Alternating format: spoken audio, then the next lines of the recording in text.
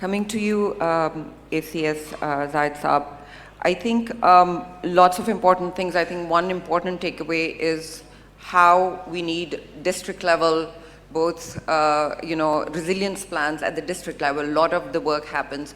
One part of the question would be, when we talk about climate resilience plans at the district level, sitting with where you sit at the helm of development, how difficult that challenge is. And the second question, I think, would be very central to almost the hearts of all the panelists here. Given the security situation and environment in Balochistan, all our development partners, I've been part of UNDP also, the ability for partners to go out to do proper M&E, for proper monitoring of programs, various kind of NOCs for their own civil society organizations who are implementing on the ground, becomes extremely, extremely difficult, and it kind of stalls work, and it also prevents from a lot of more investment coming into the province because of these issues. How do you think you can, going forward, with your commitment to this whole crisis situation that we are facing and how Balochistan has to rise to that crisis, how do you think you can provide some kind of support so that this work doesn't get stalled because of the ongoing current security situation? Thank you. Thank you. Both the questions are very pertinent. And let me say it openly and very frankly. It's not only at the district level, as you mentioned, the dearth of capacity or the integration or mainstreaming of climate-related aspects into our planning at the district level. Yeah. I would be very frank and open. The dearth is there even at the provincial level. That's why we have come up here. There is no denying the fact. Well, we're still in the catch-up phase, and there was earlier discussion on developing projects, bankable projects and projects that are ready for financing. So therein comes the support of our partners sitting on my right. We are looking for that TA support to develop those projects. I do admit there is a serious issue of capacity because we haven't been really exposed to such gatherings, such discussions, such back and forth interaction at Balochistan. Had it been such, you see, one, there's a distance. Two, the development spending. Three, our first university in Balochistan started, I think, up until 1999, we just had 2 universities.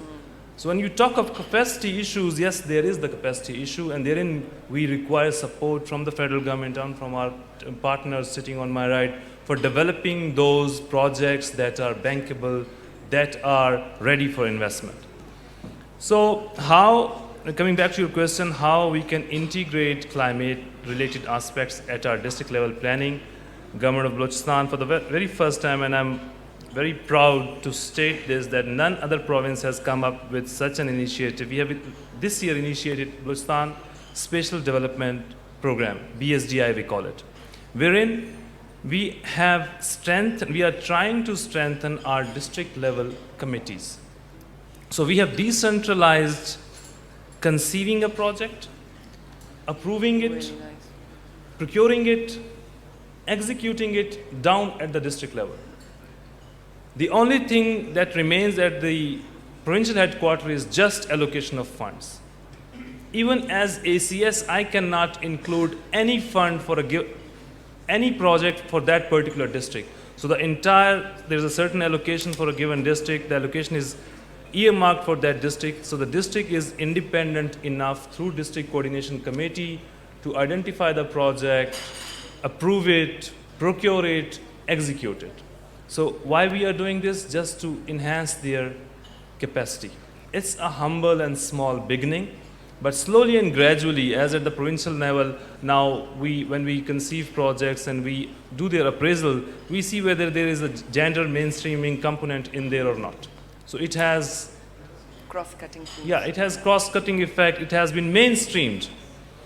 So this year, financial year 25-26, we have ensured that every project that comes for the appraisal and scrutiny and then approval, it has this climate component in there.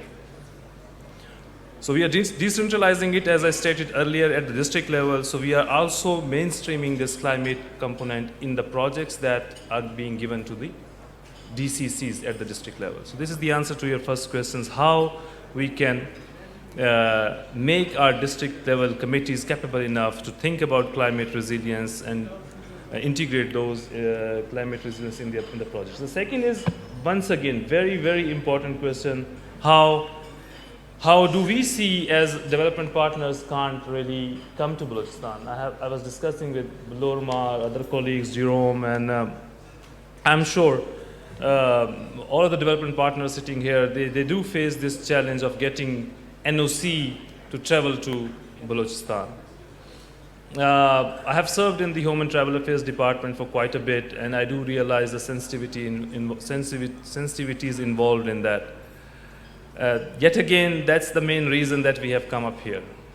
So, you know, we tried to hold this conference at Quetta, and then we thought whether we'll be, whether we'll be able to gather such a, gathering at Quetta. It would have been really cumbersome and next to impossible. So that's why we came up to Islamabad. How we can ensure the confidence of our development partners, whether the monitoring is being done effectively, whether the funds that are being channeled through EAD or through Ministry of Climate Change to Balochistan, whether they are being utilized judiciously. So at the district level, we are trying to enhance the capacity. We have hired third-party validation consulting teams. I realize I have served on secondment basis with a couple of projects in World Bank, UNDP, and I do realize their concern, which is very genuine. And maybe, frankly speaking, they do come up with a caveat whether when the government is doing monitoring itself, whether that is meeting the benchmarks or not. So to address that issue, we have started hiring third parties purely on competitive basis for the purposes of monitoring of development projects, just to increase the confidence level of our development partners that the funds that they are providing us are being utilized judiciously. On top of this, the GOB is lately ready for counterpart funding. I would again be very frank and open. There was a time when we were reluctant to go for loans and advocate loans for projects in Balochistan. It's not the case anymore. So 60-40, 70-30%, or whatever the ratio we decide, when the GOB commits its own funds in a given project, so it also allays the concerns of our development partners, because there comes the funding of GOB. So the GOB is going to ensure that its funds are going to be utilized in a judicious manner. Nevertheless, we do realize there is a situation. Our partners do not get NOCs. We are available. We don't have to require any NOC to come up to Islamabad. And we can ensure them through our third parties. We can ensure through our counterpart funding that whatever funding is being made or is going to be made to Balochistan will be utilized in a judicious manner. I hope I answered questions. Yes, thank you. Thank you very much.